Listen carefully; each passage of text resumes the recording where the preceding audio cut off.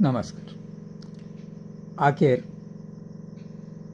Hotel ताजमध्ये नगरसेवक का ठेवले याचं स्पष्टीकरण देण्यासाठी शिंदेंच्या एका ज्येष्ठ नेत्याला पत्रकार परिषद घेऊन सारवासारव करावी लागली.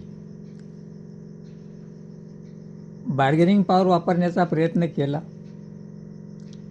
पण ज्यांनी सेना फोडली,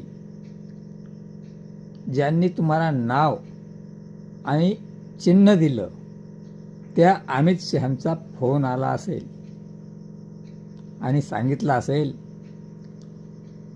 एकनाथ जी, राजकारण में रहना है या जेल में जाना है,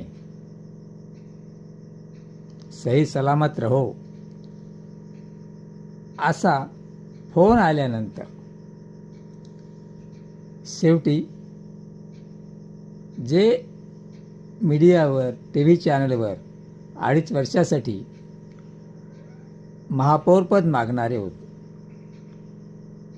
त्यांनी आता महायुतीचा महापौर होईल म्हणून वक्तव्य देण्यासाठी आपल्या नेत्याला पत्रकार परिषदेसमोर पाठवलं. महापौरपद पाहिजे होतं, बार्गेनिंग पॉवर करून पाहायची होती, पण जर तुम्ही आता अडलात तर आम्ही वेळप्रसंगी विरोधात बसू अथवा दुसऱ्यासोबत युती करू किंवा नगरसेवक खरेदी करू, पण तुम्ही ह्या गोष्टी करायच्या नाहीत.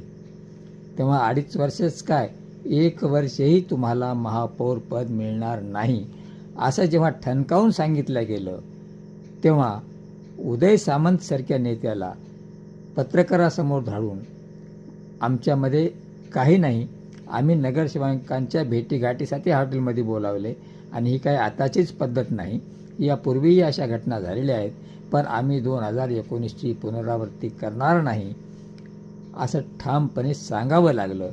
आणि महापौर हा महायुतीचा होईल हे सांगावं लागलं.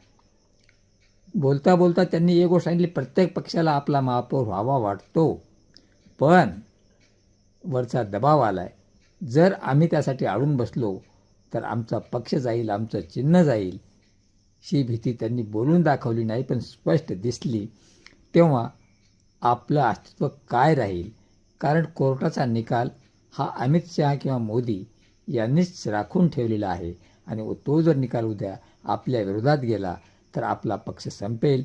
म्हणून आत्ता त्यांचे उद्गार आहेत की महापौर महायुतीचाच होईल.